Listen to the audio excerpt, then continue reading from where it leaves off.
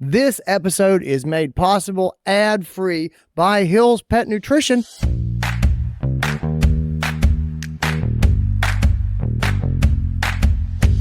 Welcome, everybody, to the Cone of Shame Veterinary Podcast. I am your host, DrAndyRoark. Guys, I got a fan-freaking-tastic, technician-tastic episode for you today. I am here with the one and only Vicky Ograin, and we are talking about honestly, we're talking about all things technician. We're talking about technician utilization. We talk about where the technician job is going, what the future of being a technician maybe looks like.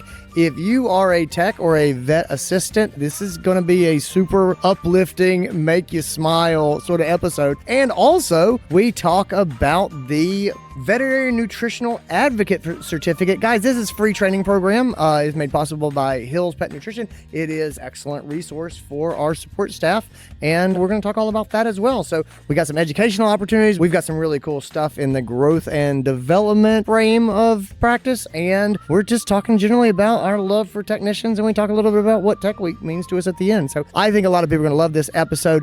Let's get into it. This is your show.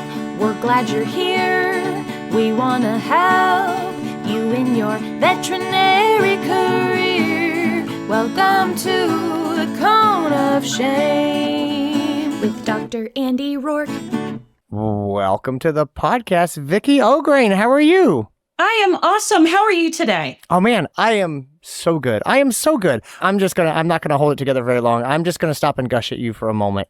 I am so glad that you're here. I am honored to have you here. For those who don't know you, you are a champion. You are a torchbearer for veterinary technicians, and you make my heart glad. You have been a veterinary technician for years, for a while. You are an RVT. You are a veterinary technician specialist, a VTS in nutrition. You also went ahead and got your MBA. You have been ride or die with NAVTA, the North American Veterinary Technician Association group, for a long time. You were the president, I think 2013, 2015, somewhere in there. You've had some past president duties. You're the chair of the CE committee there now. Like, you are ride or die veterinary technician, and you have been an educator and a supporter for so long. And I am just so grateful for what you do. And I think the world of you. I'm so glad you're here. You are also right now working as the scientific communication senior specialist at Hill's Pet Nutrition. And and so again, using that educational muscle to make that profession better. I wanted you to come in and I wanted to talk to you. I saw you've sort of been involved in the Veterinary Nutritional Advocate Certificate. And so this is a new program that's coming out. But I wanted to stop, and before I get into that, I want to zoom out a little bit and just get your perspective on the landscape here.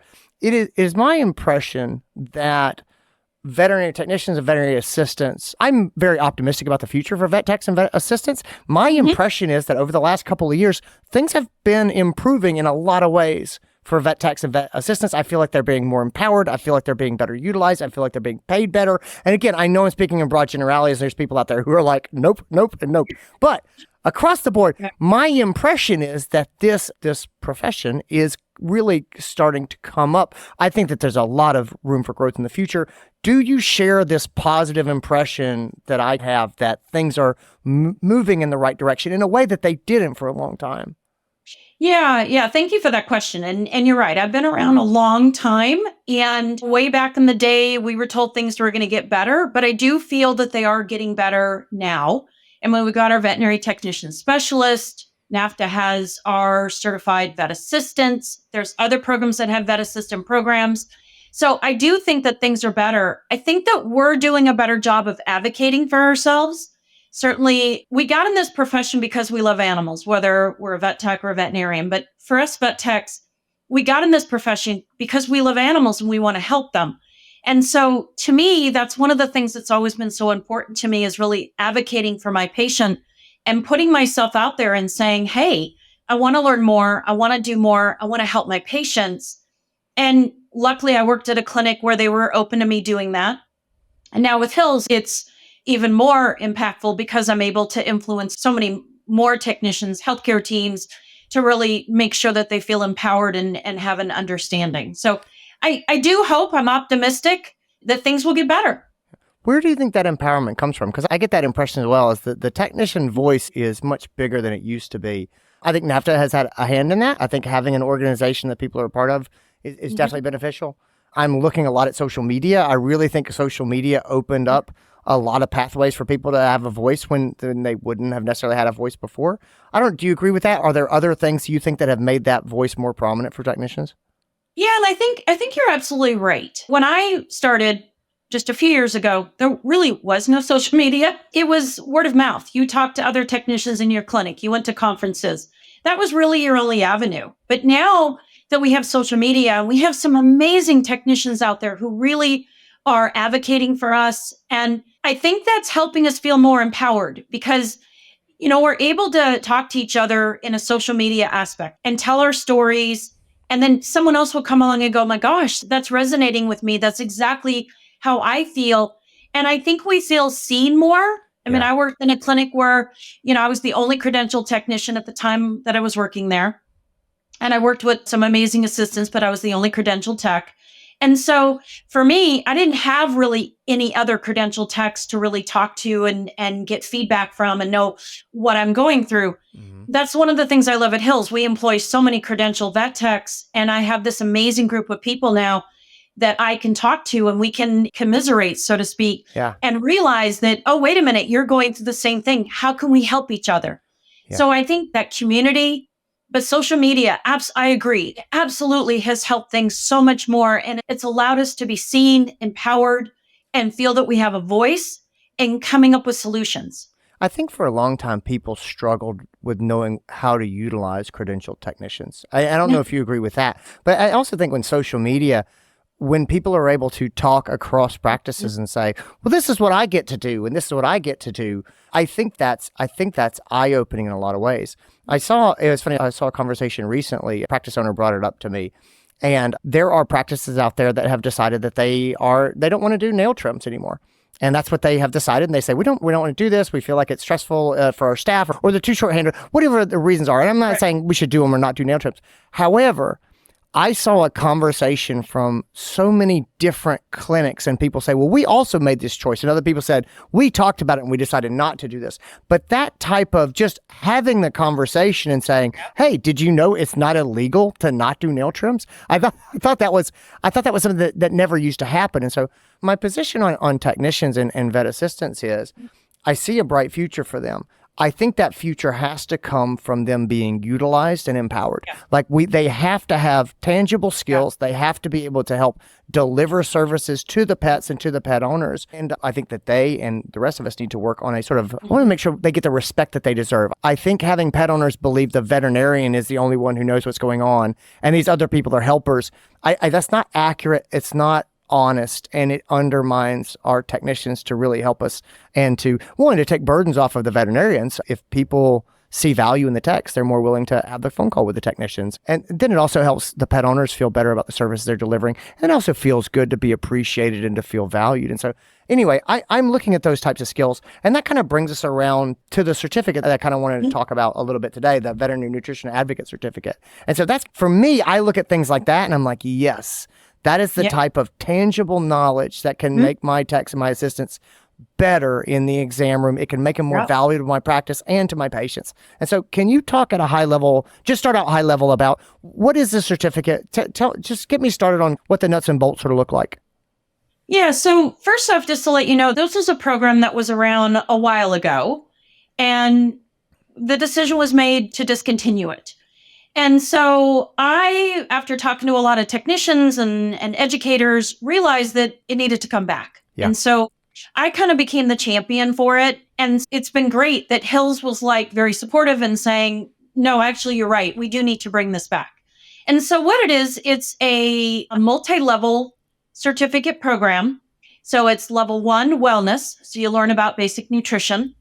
And then it goes into level 1, 2, and 3 therapeutic, where you learn about disease processes.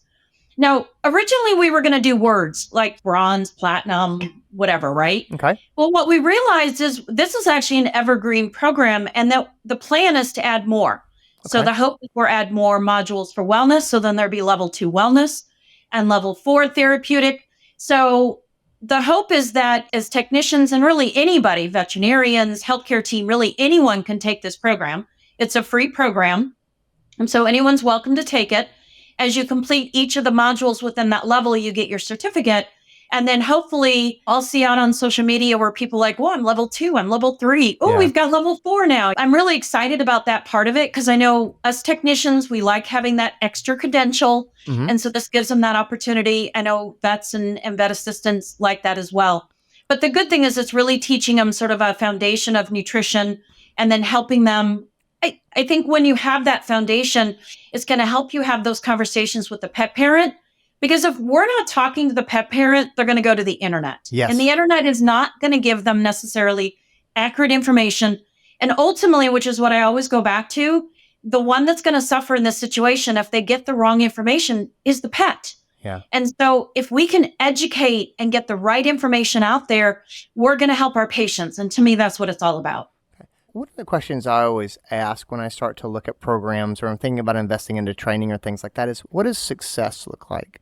And so, Vicky, when you think about this and you think about someone in the practice, whether it's an assistant or a tech or even doctors taking this, what does success look like in this program? What is this person able to come out and do? What is the impact that they're able to have in the practice? I want to use myself as an example because I did do this program, a similar version of this program through Hills many years ago when I was in practice. And it allowed me to understand more about nutrition, to form my love for nutrition, realizing that really every patient, every pet can really benefit from good nutrition. And by having that understanding, I really felt empowered to be able to then go to the owner, the veterinarian that I was working for at the time, and say, I've learned all this really amazing information. I feel I can bring value to the clinic. I literally named myself the nutritional counselor, which was the name of the program at that time. I'd like to be the official nutritional counselor, the old ask for what you want. Sure. So that's what I did. And the owner, who was a businessman, was like, fine, okay, if she wants to go be the nutritional counselor, he didn't care. But by doing that, I helped my patients, but we saw the value of the revenue that was coming in was going up because we were doing a lot more nutrition. For me, it empowered me to feel like I was being more utilized as a technician because now I was having extra special things that I was doing. I started training other people in the clinic to also be nutritional counselors because I'm not there every minute, right? And so that gave the other technicians or the other assistants, I was the only credentialed tech, but the other assistants in the practice, it gave them a feeling of worth that they were now providing great services for the patients, but also for the practice, job security. That also ended up becoming my true love of nutrition, which is when I wanted to get my VTS in nutrition. So I actually helped start the academy because by now I've got this absolute passion for nutrition. And as I was transitioning and thinking what was the next step in my career, that was when, in my mind, I thought working for a pet food company would be an amazing opportunity. Hills was a company I always had worked with and thought they were an amazing science-based company. And so I applied. And as I'm just a vet tech mentality, I thought they would never hire me, but they did because they saw the value and the enthusiasm that I brought to the table. And I'm now in an education role, and so when you think about that isn't going to happen for everyone, right? But to me, I think it allows you to really feel more empowered in the clinic, be able to be more utilized. And then maybe you could be like me and end up getting a VTS in nutrition, end up doing some really amazing things. So to me, I think it's all about career development, personal development, but also helping your patients. I think from a career standpoint, one of the things that we see with the high turnover rate that we have for support staff in vet medicine is stagnation is the enemy.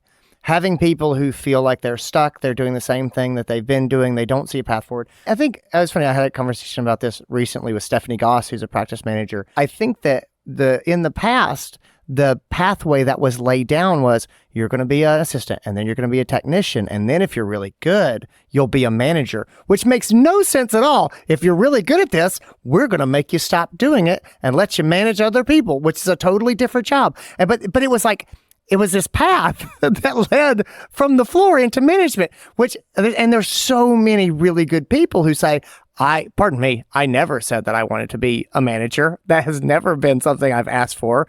All of my effort has gone into patient care, this assumption that I would be excited to move up to managed speed is ridiculous.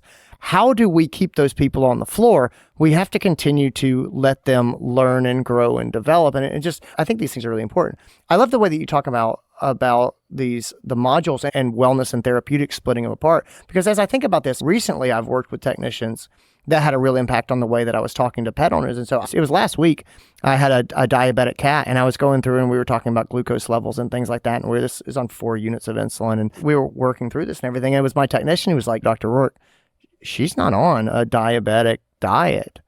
And I was like, oh. And again, she had picked that up from the history. And again, I've got 3 cases going. And again, I'm just be honest, I'm a human being. And I'd like to say I never miss anything. I miss stuff all the time. I'm very happy for my techs to help me not drop balls. And it was just one of those things where she had the knowledge, she was paying attention, she saw an opportunity and said, we're not doing anything nutritionally for this pet. And we were able to go back in and talk about patient care and hopefully get this dose of insulin down, which is going to save the pet owner most likely money and effort and time and get some weight off the cat and all of these sort of benefits. But like she brought that therapeutic part to the table. The other part is in the wellness part, and we talk about keeping pets healthy. I think we're seeing a shift in human medicine from, in the past, human medicine has really been focused on fixing broken people.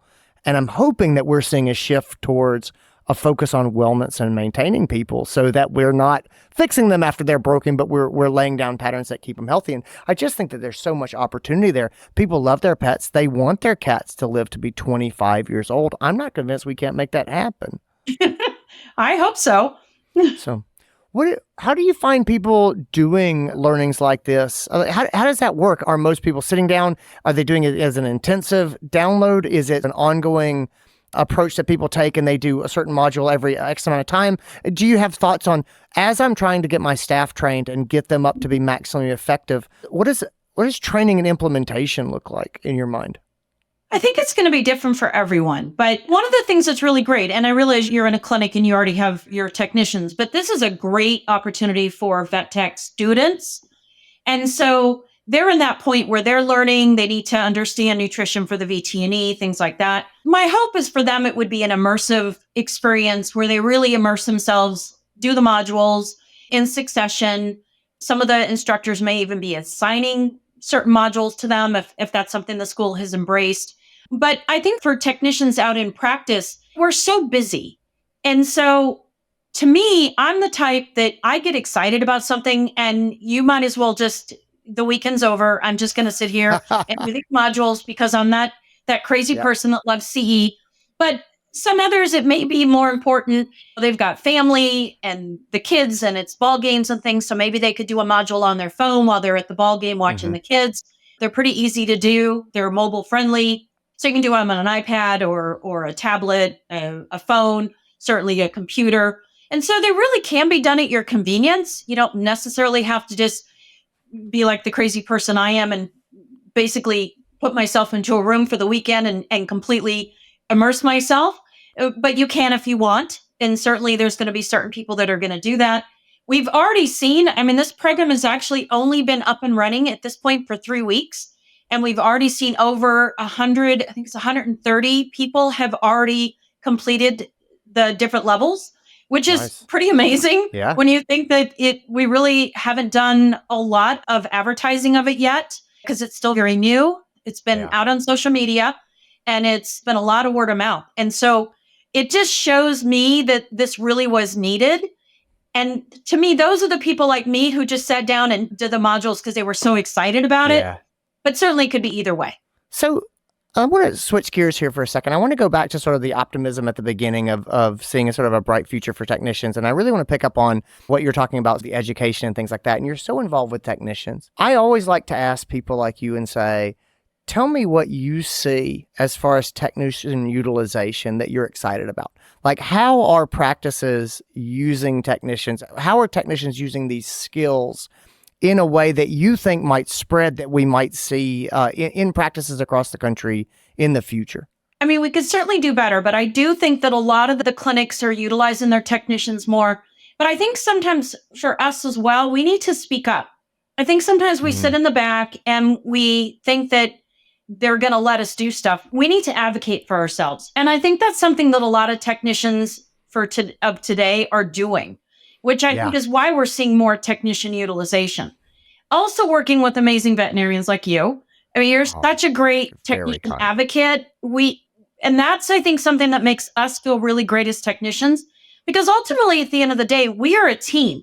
And that's the way I always think about it. I can't do my job without you, but I feel you shouldn't do your job without me. And so when we're working as a team, you're doing your doctoring, I'm doing my technician type stuff. That's when you really have a great cohesive clinic and you're able to get the test done, bring in the revenue, which of course always makes everybody happy. But honestly, I think that's what we need to be doing more, is maybe more team building, maybe getting the vets and the techs together, getting us to realize that we really do need each other.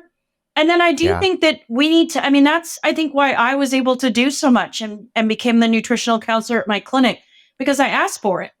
And I never really, I'm always, in all these years, I've still been very enthusiastic for this profession. I think it's an amazing profession. Yeah. Whether you're a vet tech or a veterinarian, obviously as a vet tech, I think being a vet tech is such an amazing profession. But I do think that sometimes we need to kind of advocate for ourselves. I know that can be hard. Continuing education, making sure that we're keeping up, bringing in those new skills. I used to meet with my vet every year and tell them, this is what I've done this year.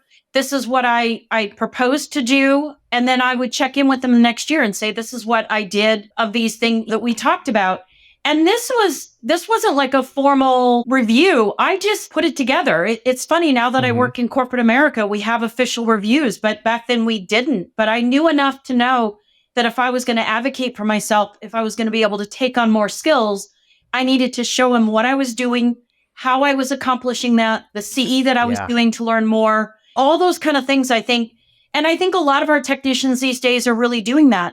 And the vet assistants that decide to go on and become, I'm hearing so many more that do decide to go on and become a vet tech because they've got those great skills, but they need the knowledge. And then they're in a great position because they also can advocate for themselves as well. I love your point about sort of team building. There's research on the human side of medicine when they look at nurses for humans, and a lot of job satisfaction, a lot of feeling utilized and meaningful in their work comes down to, do you know the doctors? Do the doctors know you? Do you trust the doctors? Do the doctors trust you? And it really is that. And I really think that it's been damaging to some degree to have these silos of the doctors talk to the doctors and the techs talk to the techs, and the doctors have a medical director and the techs have a manager. And I understand why it's that way. And I understand there's logistical challenges. I think that you can definitely segment those groups in a way that prevents them from working collaboratively, from the doctors not knowing the techs as well as they should. And that makes trust building harder for the technicians. I think that you're so right in that there are things that we should be doing as far as giving techs opportunity. And I always say to technicians, like, if you get a chance to run the staff meeting, to do some training for the other team, jump on it, because part of that is your ability to show your knowledge and to build trust in the doctors and in the organization. I don't know. I think that you're spot on. I really want to agree with you here on the advocacy part, because there's this thing that I've seen it again and again in the last couple of years. It's almost this problem with your really competent people, is that the doctors and the managers, they tend to be focused on the people on the team who are struggling.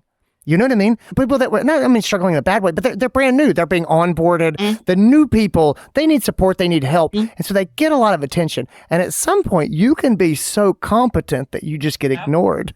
It's because they're like, they're completely comfortable. They're like, they know you got your stuff locked down. Right. But the downside of that is you honestly get ignored. It doesn't come from a bad place. It's not that people don't appreciate you. The analogy I use, and I don't mean to be disrespectful, I remember when my kids were younger and I had an older kid who knew what she was doing and she could put her own shoes on and stuff like that. And I had the younger kid, and my older kid at some point would get frustrated and be like, why aren't you engaging with me? And I'm like, because you're the big kid and you can do these things. I just need you to handle your own stuff and let me deal with the little kid. And that's okay in the short term. That shouldn't be how the relationship goes. And so I really do think that, especially if you're bumping up against the top of what you're allowed to do, I think reminding people that you're there, showing interest in wanting to grow and wanting to develop, being clear about where you want to go. I think that's another thing that technicians have not done traditionally, which is why I think a lot of them get fast-tracked into management of, we don't know what else to do with you, but we trust you, and so we're going to move you up. I think if people had a little bit more insight into, these are the types of opportunities that I'm looking for, I think that they could, I think a lot of savvy doctors and managers and owners who want to keep the techs would be happy to try to support them in where they want to go. But I think it does put some of that ownership back on the techs of, where do you want to go and what do you want to do? Exactly. It needs to be your passion. To me, it's no different than going to tech school or veterinary school. It's another level, and it's absolutely worth it. This episode is coming out on National Veterinary Technician Week, and I just wanted to pause for a second and say to you, what does Tech Week mean to you? It's so funny to me, and I love this question, because to me, it's the week to celebrate vet techs. You know, there's so much that we do. You're on the floor, you're saving animals. There's times that you forget all the things that we really do for this profession.